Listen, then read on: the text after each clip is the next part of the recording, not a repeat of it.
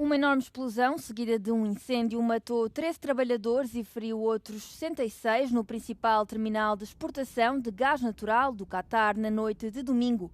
O acidente aconteceu quando os trabalhadores estavam a retomar as operações nas instalações de abastecimento de gás de Barzan, depois do Irão as ter bombardeado.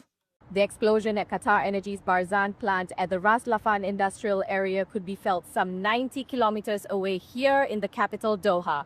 Citizens and residents alike reported feeling their buildings shake, with some even saying the blast rattled their windows. O ministro da Energia do Catar afirmou que o país não prevê uma escassez de gás nem um impacto nas exportações de GNL. We have ample supplies of gas to make up that loss from different projects and different capabilities that we have. So we don't see any shortage.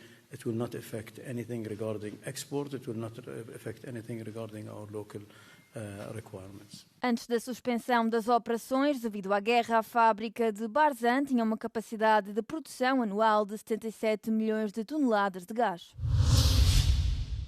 O líder norte-coreano Kim Jong-un salientou a necessidade de armas nucleares numa reunião do Partido do Poder, o Partido dos Trabalhadores, segundo noticiou a comunicação social estatal na madrugada desta terça-feira. Kim Jong-un prometeu reforçar as capacidades de defesa da Coreia do Norte, afirmando que os esforços de modernização militar da Coreia do Sul e dos Estados Unidos estão a colocar a região à beira de uma guerra nuclear. A agência noticiosa referiu ainda em palavras escritas que o mundo assiste a um ultranacionalismo desenfreado da versão moderna, com a ideia do America First, o sionismo, o neonazismo ucraniano e o militarismo japonês. Não atribuiu diretamente estas palavras a Kim, mas colocou a declaração no contexto do seu discurso. Pyongyang tem-se declarado repetidamente um estado nuclear irreversível desde que a cimeira de 2019 entre Kim e Trump em Hanoi fracassou devido a divergências sobre o desarmamento nuclear e o alívio das sanções. O candidato de direita radical, Abelardo de la Espriella, apoiado pelo presidente dos Estados Unidos, Donald Trump, venceu por uma margem estreita as eleições presidenciais na Colômbia. De la Espriella, advogado e empresário, nunca antes ocupou um cargo público. Impôs-se ao senador progressista Iván Cepeda. A vitória do candidato conservador deve impulsionar políticas que revertam a agenda do presidente cessante, Gustavo Petro, planos que Cepeda tinha prometido continuar caso vencesse. Esta é a noite que marca o início de uma nova história para a nação. La noche en la que empieza una nueva era, un cambio de orden. La patria, milagro.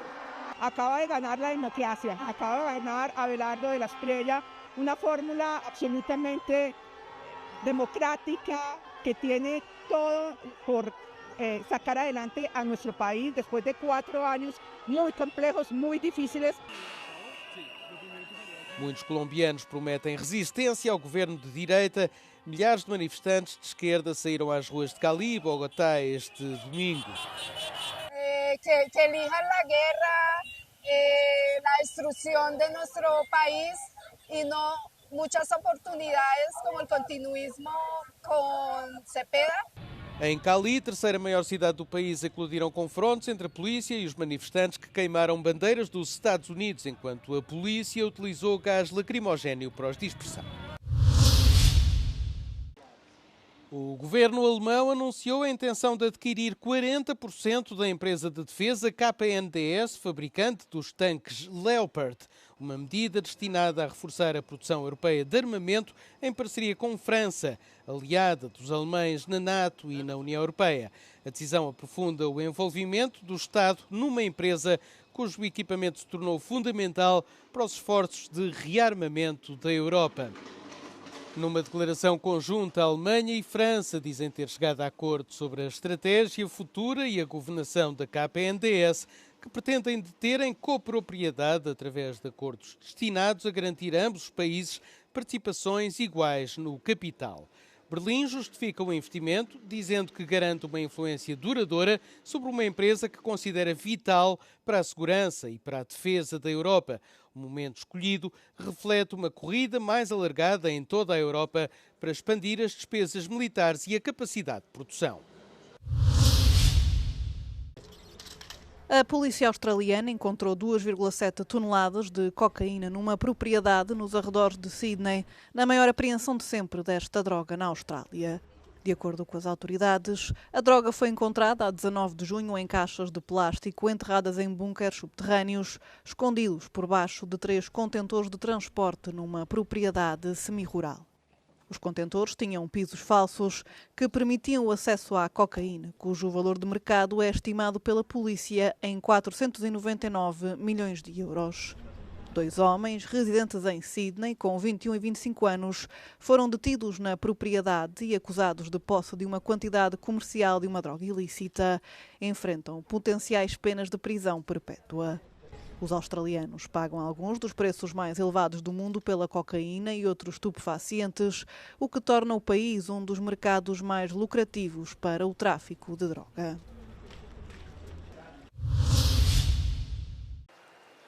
Entre 24 e 29 de junho, o Centro Histórico do Porto vai transformar-se numa cidade livre. O Festival Babel promete ser um dos maiores eventos literários da Europa, trazendo a Portugal alguns dos nomes mais influentes do pensamento e da literatura contemporânea, nacionais e internacionais.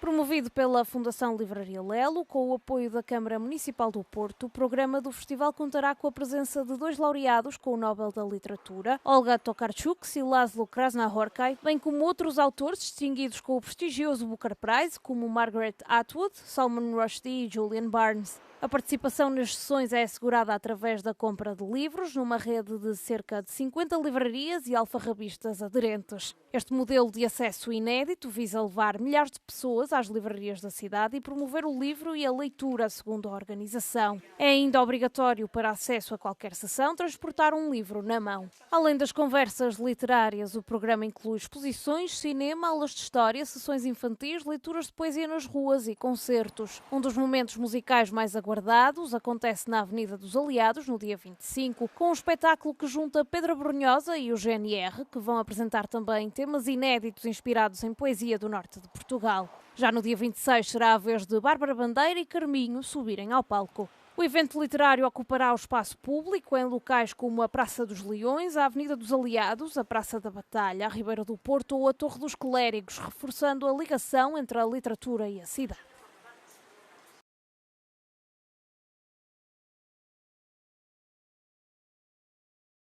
Com as temperaturas a aproximarem-se dos 40 graus nos próximos dias, as rotinas profissionais em França estão a ser alteradas.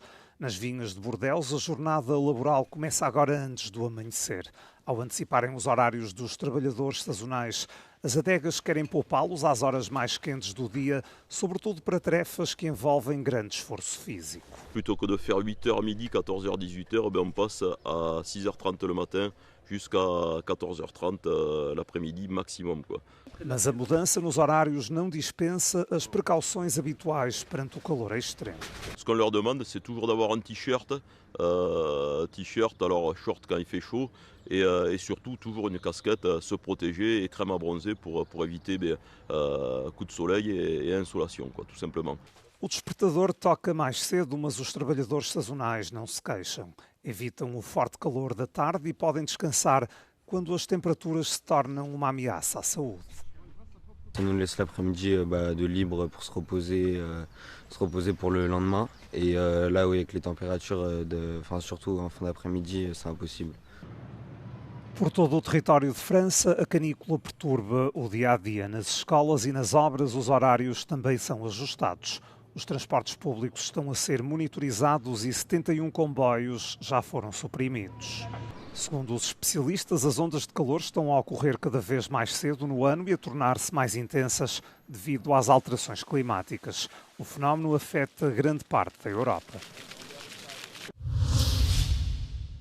Os pescadores profissionais de Creta estão desesperados. O peixe-balão, espécie invasora que entrou no Mediterrâneo através do Canal do Suez, continua a devastar a biodiversidade marinha.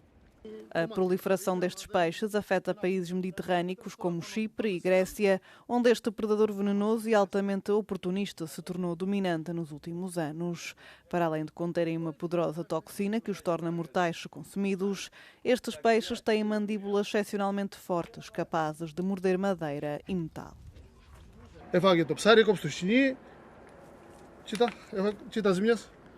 άχρηστα τα εργαλεία. Δηλαδή αυτά σε 5 μέρες θα τα βγάλω όξω, πρέπει να πάρω άλλα.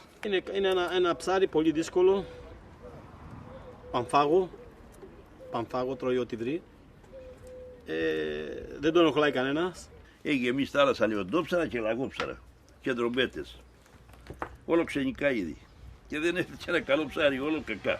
Os pescadores pedem por isso ao governo que implemente de imediato um programa de subsídios para a remoção desta espécie, permitindo que os profissionais capturem os animais, reduzindo a sua população e os danos provocados aos meios de subsistência. Έχουμε κάνει μελέτες και έχουμε δει ότι έχει μεγάλη επίπτωση στους αλιείς της παράκτιας αλίας. Έχουμε εκτιμήσει αυτή τη ζημιά γύρω στις 8.500 ευρώ ετησίως για κάθε σκάφος. O peixe-balão foi registado pela primeira vez na Grécia em 2005, em Creta e nas ilhas de Dodekaneso. 20 anos mais tarde, encontram-se agora em todo o país, com os cientistas a alertarem para os perigos do consumo da espécie. Η τετροδοτοξίνη είναι πάρα πολύ επικίνδυνη τοξίνη εφόσον καταποθεί.